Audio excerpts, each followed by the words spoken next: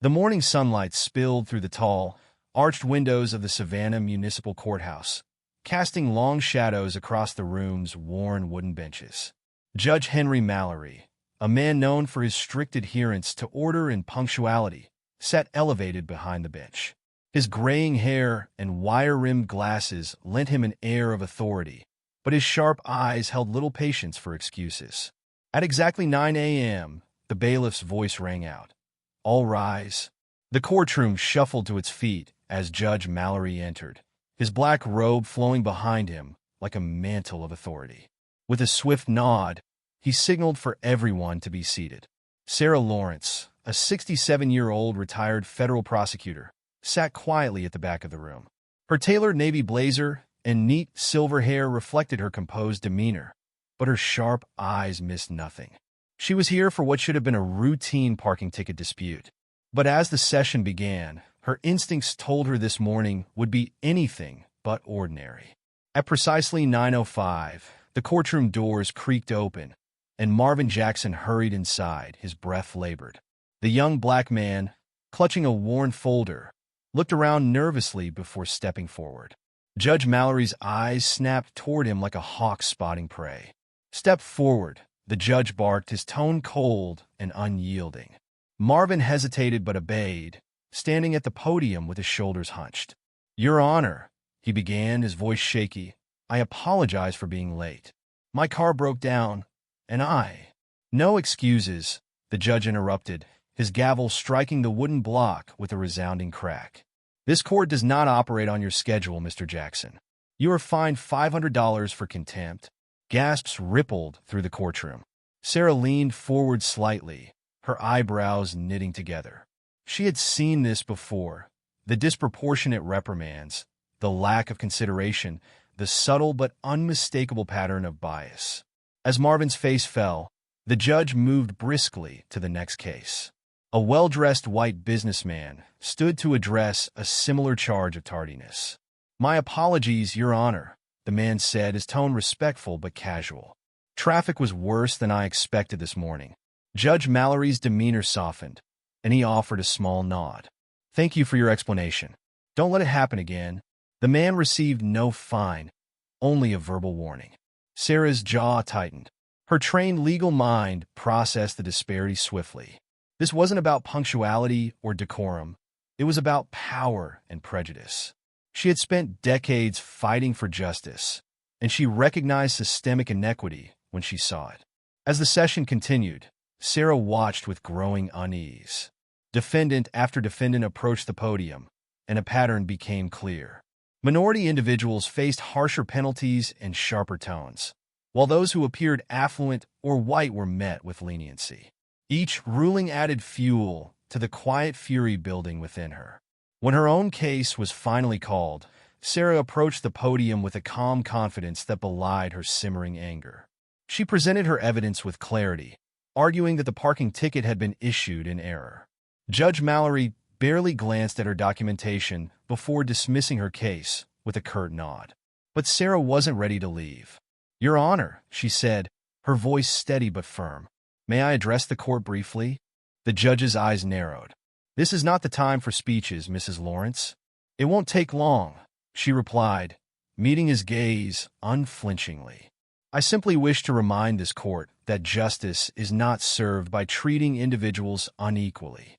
The integrity of this institution depends on fairness, not favoritism." A murmur spread through the gallery. Judge Mallory's expression hardened, but he said nothing. As Sarah returned to her seat, she noticed Marvin Jackson watching her, a glimmer of hope in his eyes. She had made a decision. This was no longer about a parking ticket. It was about something much larger. And Sarah Lawrence wasn't the type to walk away from a fight. That evening, Sarah Lawrence sat at her kitchen table, the aroma of freshly brewed tea wafting through the air. Outside, the cicadas hummed in the humid Savannah night, but Sarah's mind was focused on the events of the morning. She opened a leather-bound notebook, its pages already filled with memories of her career as a federal prosecutor. Tonight, it would serve a new purpose. "This isn't just about Marvin Jackson," she murmured to herself, jotting down the details of what she had witnessed. "This is about everyone who's been overlooked and mistreated. Her pen moved swiftly across the paper as she documented Judge Mallory's actions.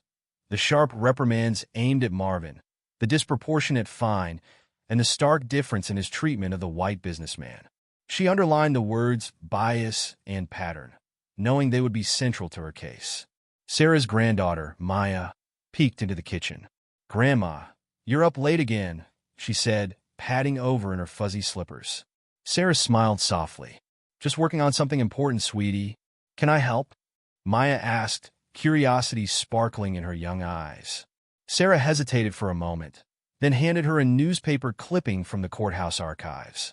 "Highlight any mention of Judge Mallory," she instructed. "We're building a story here." The next morning, Sarah made a call to Leonard Harris, an old colleague and now a prominent civil rights attorney. Leonard picked up on the second ring. "Sarah, it's been ages," Leonard said warmly. "Leonard, I need your expertise," Sarah began, wasting no time. She recounted the events in Judge Mallory's courtroom, her voice steady but filled with urgency. Leonard listened intently. "You're saying this wasn't an isolated incident?" "No," Sarah replied. "It's part of a pattern, and I have the records to prove it." There was a pause on the line before Leonard spoke again. "If you're right, this could be significant. But we'll need more than anecdotes. We'll need data, witnesses, and media attention." "I'm already working on it," Sarah assured him. "But I'll need your help to make it stick." Leonard agreed to join her effort, promising to connect her with community activists and journalists who could amplify their message. Over the next 2 weeks, Sarah attended additional hearings in Judge Mallory's courtroom. Armed with her notebook and a sharp eye, she documented every interaction. She noticed the same troubling patterns. Black and Hispanic defendants faced harsher fines and longer lectures, while white defendants often received leniency. During one session, Sarah struck up a conversation with a young defense attorney, Carla Ruiz, who had just witnessed her client, a Latina mother of 2, receive a maximum fine for a minor traffic violation. "This isn't new," Carla said, her voice tinged with frustration. "We've been dealing with this for years, but no one listens." "They'll listen now," Sarah replied. "If you're willing to speak out, we can make this a case they can't ignore." Carla hesitated, glancing around the courtroom. "If it means change, I'm in." By the end of the month, Sarah and Leonard had gathered a coalition of voices. Community members shared their stories at local town halls, while journalists began investigating Judge Mallory's record.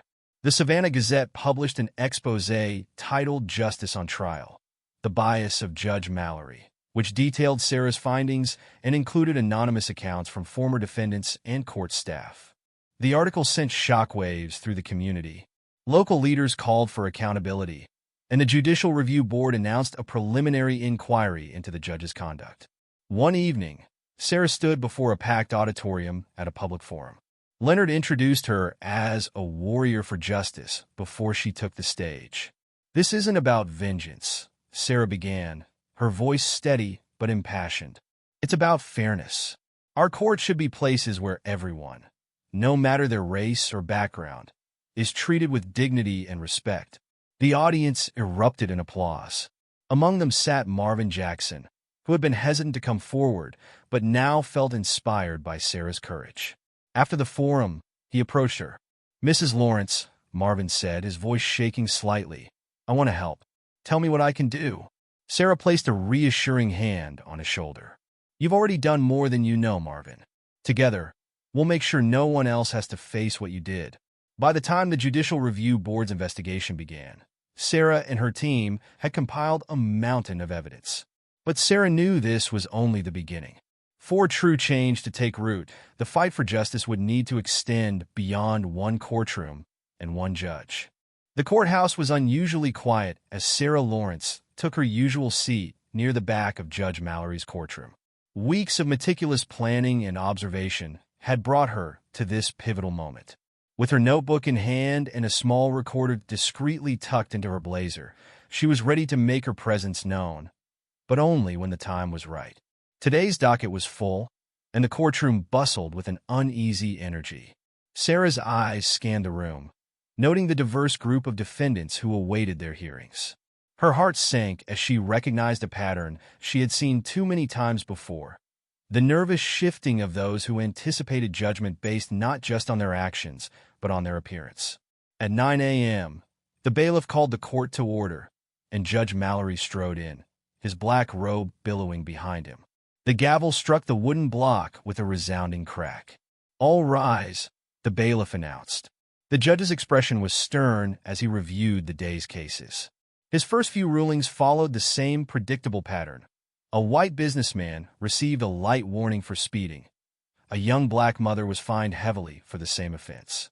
Sarah scribbled notes, her pen moving swiftly across the page. As the morning progressed, a young Hispanic man named Javier Martinez approached the bench. His crime? Parking in a restricted zone near his workplace. Javier's hands trembled as he held up a photo showing unclear signage, but Judge Mallory barely glanced at it. "Ignorance of the law is no excuse," the judge snapped. "You're fined $400. Javier opened his mouth to plead his case, but the judge cut him off. "Next case." Sarah felt her frustration mounting. The disparities were blatant, yet no one seemed willing to speak up. But she wasn't here to react impulsively. She was here to build an airtight case. By the afternoon, Sarah had witnessed enough. She gathered her things and headed to meet Leonard Harris at a local coffee shop. Leonard was already waiting, his laptop open and a stack of legal documents spread across the table.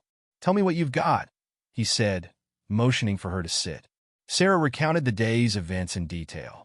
Leonard nodded, occasionally typing notes into his computer. When she finished, he leaned back in his chair. "It's clear this isn't isolated," Leonard said. "We've got enough to bring this to the Judicial Review Board, but we need a public face for this case. Someone who's willing to testify about their experience." Sarah's thoughts immediately turned to Marvin Jackson. She had spoken to him briefly after his hearing, and his raw frustration had been palpable. "Marvin might be willing," Sarah said. "He's angry, but he's also brave. I think he want to make a difference." Leonard smiled. "Good. Let's talk to him. But first, we need to involve the media. This story has to reach the public if we want real change." The following day, Sarah met Marvin at a local park. He was skeptical at first, unsure if his voice could make a difference. "Mrs. Lawrence, people like me don't get justice," Marvin said, his tone bitter. "What's the point?" Sarah placed a reassuring hand on his arm. "Marvin, this isn't just about you. It's about every person who's been mistreated in that courtroom. If you're willing to stand up, you'll inspire others to do the same." Marvin hesitated, then nodded. "All right, I'll do it." With Marvin's agreement, Sarah and Leonard arranged for a reporter from the Savannah Gazette to interview him. The article, published later that week, was titled "Justice Denied: Disparities in Judge Mallory's Courtroom." It included first-hand accounts from Marvin, Javier, and others who had experienced similar treatment. The article quickly gained traction. Community leaders called for an investigation, and social media lit up with the hashtag #EqualJusticeNow. As public pressure mounted, the Judicial Review Board announced it would launch a formal inquiry into Judge Mallory's rulings. Sarah and Leonard worked tirelessly, compiling evidence and preparing witnesses to testify. At the same time, Sarah reached out to local advocacy groups, organizing a town hall meeting to discuss broader issues of systemic bias in the justice system. The event drew a diverse crowd, including lawyers, activists, and everyday citizens eager to share their stories. During the meeting, Sarah took the stage, her voice steady and resolute. "Change doesn't come easily," she said, "but it starts with brave individuals willing to speak out.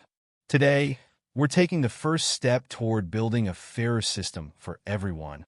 The audience erupted into applause. Marvin, sitting in the front row, felt a surge of pride. For the first time, he believed his voice mattered.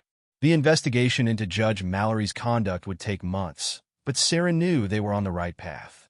As she left the town hall that evening, she felt a renewed sense of purpose. This wasn't just about holding one judge accountable. It was about challenging a system that had failed too many for too long. And Sarah Lawrence was determined to see it through. The ripple started small, like a pebble dropped into still water. News of Sarah Lawrence's confrontation with Judge Mallory spread quickly, amplified by the reach of social media. Within hours, the hashtag #JusticeForMarvin began trending, first in Savannah and then across the nation. Stories poured in from people who had experienced similar injustices, their voices finally finding a platform. By the next morning, local news outlets had picked up the story. Reporters delved into Judge Mallory's record, uncovering years of rulings that disproportionately penalized minority defendants. Headlines read, "Savannah Judge Under Fire for Bias and Justice on Trial. The Case Against Judge Mallory." The revelations were damning, and within days, the Judicial Review Board announced a formal inquiry. Judge Mallory, initially defiant, insisted, "I've always treated every defendant equally. These accusations are baseless." But behind closed doors, he began to feel the weight of the mounting evidence and public scrutiny. The courthouse, once a symbol of his authority, now felt like a pressure cooker. Meanwhile, Sarah and Leonard Harris worked tirelessly to channel the momentum into meaningful change. They organized a series of community forums, inviting local judges, attorneys, and citizens to discuss systemic bias in the justice system. The events drew standing-room-only crowds, filled with people eager to share their stories and demand solutions. At one forum, held in a historic church in downtown Savannah, Marvin Jackson stood at the podium for the first time. Dressed in a simple shirt and tie, he looked out at the sea of faces, his nerves palpable. But as he began to speak, his voice grew steadier. "That $500 fine wasn't just about money," Marvin said. "It was about dignity. People like me are treated like we don't belong, like we're less than others. But thanks to Mrs. Lawrence and all of you here, I know that's not true. We do belong, and it's time the system reflects that." The audience erupted in applause, some standing and cheering. Sarah, seated in the front row, wiped away tears. Marvin's courage was a testament to the power of collective action and a reminder of why this fight mattered. The forums began to attract media attention, with national outlets covering the growing movement in Savannah. Prominent civil rights organizations, inspired by Sarah's leadership, offered their support. The NAACP and the American Civil Liberties Union, ACLU, sent representatives to participate in the discussions and provide resources. One evening, Sarah received a call from Angela Carter, a former defendant who had faced Judge Mallory years earlier. "Mrs. Lawrence," Angela began, her voice hesitant. "I don't know if you remember me, but I was in his courtroom 5 years ago. He fined me $1,000 for a minor traffic violation. I've carried that burden ever since." Angela's story was one of many, and Sarah encouraged her to share it publicly. At the next forum, Angela's testimony drew gasps and murmurs of outrage from the crowd. Her voice cracked as she recounted the financial and emotional toll of that unjust fine, but the supportive energy in the room gave her strength. "I'm not here for revenge," Angela concluded. "I'm here to make sure no one else goes through what I did." The Judicial Review Board's inquiry gained traction, fueled by the growing list of testimonies and the relentless efforts of Sarah's coalition. Judge Mallory's allies began to distance themselves, and whispers of resignation circulated. Despite his public denials, the judge had privately hired a legal team to navigate the escalating crisis. Amid the turmoil, Sarah continued to receive messages of support from across the country. Lawyers, activists, and everyday citizens reached out, sharing their own experiences with systemic bias and thanking her for shining a light on an issue too often ignored. One of the most significant moments came during a televised panel discussion on judicial reform. Sarah appeared alongside Marvin and Leonard, as well as a federal judge who had implemented bias training in her own district. The conversation was frank and hopeful, emphasizing not just the problems, but also the solutions. "This isn't about one judge," Sarah said during the broadcast. "It's about the system that allows these patterns to go unchecked. We need transparency, accountability, and a commitment to fairness if we want true justice." By the time the Judicial Review Board's investigation neared its conclusion, the movement had grown far beyond Savannah. Cities across the nation began examining their own court systems, inspired by the grassroots efforts that had taken hold in Georgia. Marvin, now a confident advocate for change, reflected on the journey during a quiet moment with Sarah. "Did you ever think it would get this big?" he asked. Sarah smiled, her gaze thoughtful. "I didn't know where it would lead, Marvin. I just knew we had to start. Change always begins with a single step. The courthouse doors, once symbols of intimidation for so many, now stood as a gateway for reform. The movement Sarah had ignited was no longer just a ripple. It was a wave sweeping through the justice system and beyond.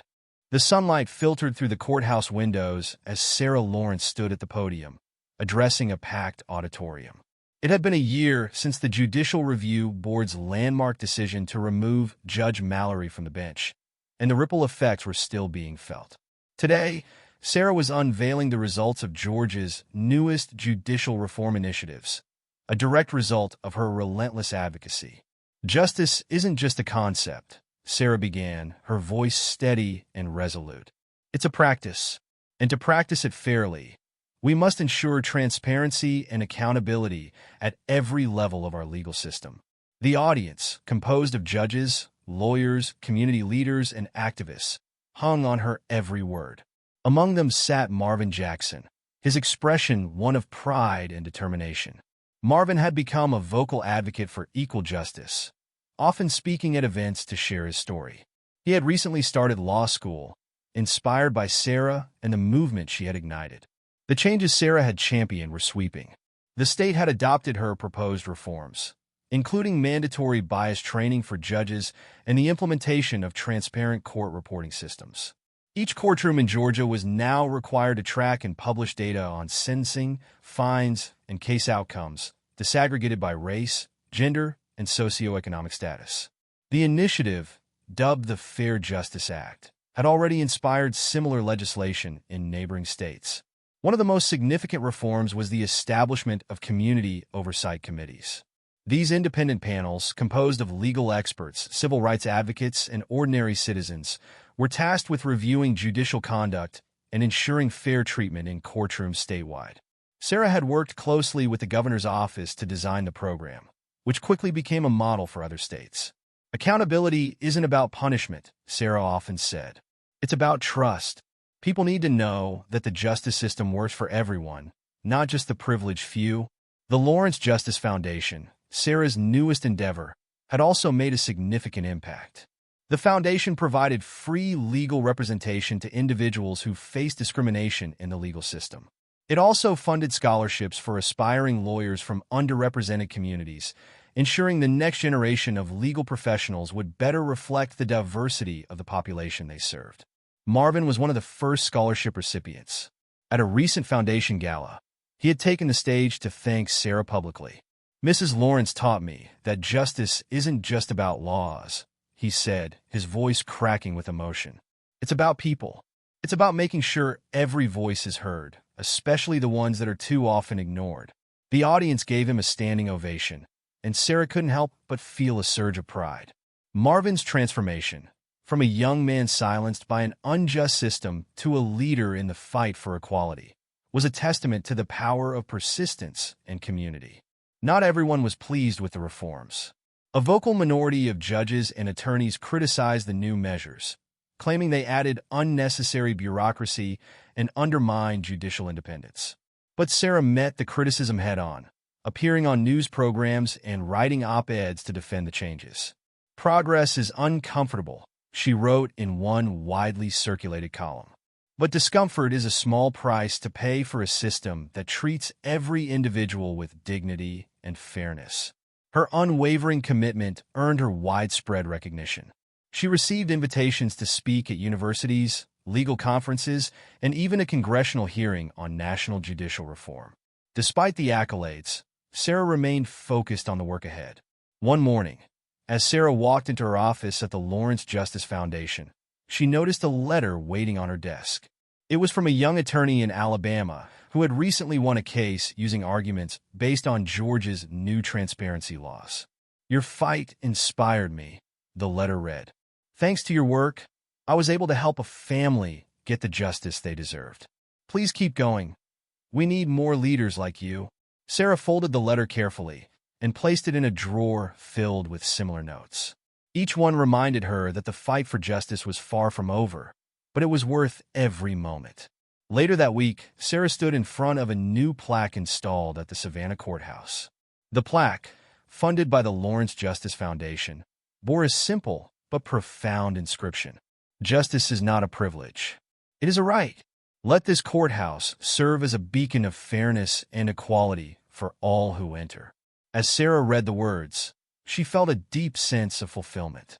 The road to this moment had been long and arduous, but it was one she would walk again without hesitation. She glanced at Marvin, who stood beside her, and saw the future reflected in his determined gaze. "We've come a long way," Marvin said. Sarah nodded. "And there's still more to do.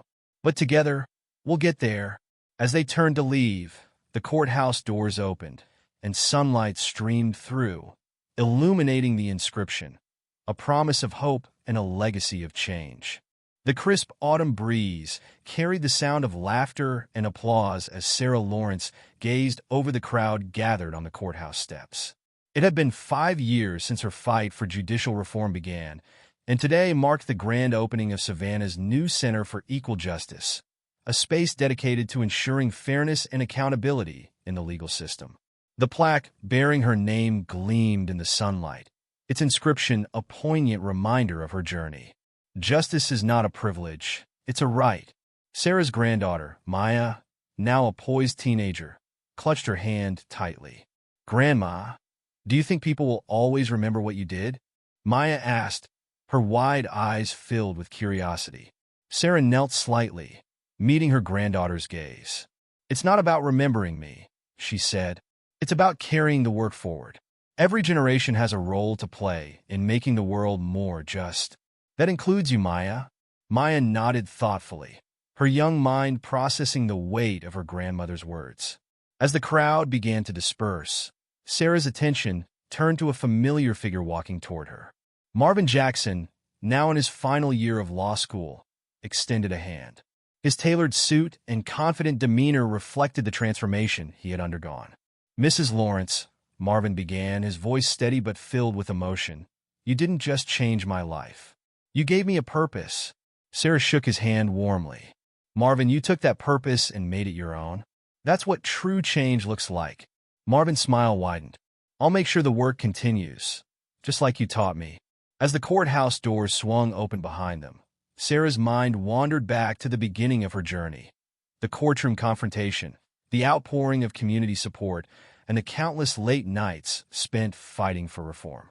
It hadn't been easy, but standing here now, she knew it had all been worth it. Turning to the crowd one last time, Sarah raised her voice. "Justice doesn't belong to any one person. It belongs to all of us, together.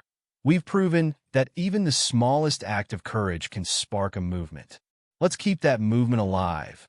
The crowd erupted in applause, their faces filled with hope. And as Sarah descended the courthouse steps, hand in hand with Maya, she felt certain that the future of justice was in good hands.